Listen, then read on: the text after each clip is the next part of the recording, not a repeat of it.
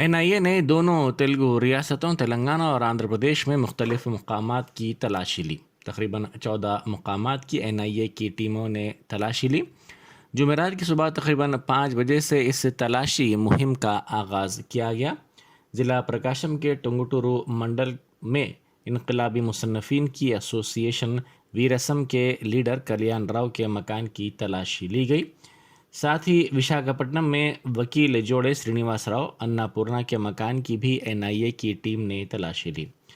حیدرآباد کے ناگول میں روی شرما انورادھا کے مکانات کی بھی تلاشی لی گئی۔ ماؤ نوازوں سے ان کے تعلقات، سرکردہ ماؤ نواز لیڈر RK کی زندگی پر لکھی گئی کتاب کے سلسلے میں NIA کی ٹیموں کی جانب سے معلومات حاصل کی گئی۔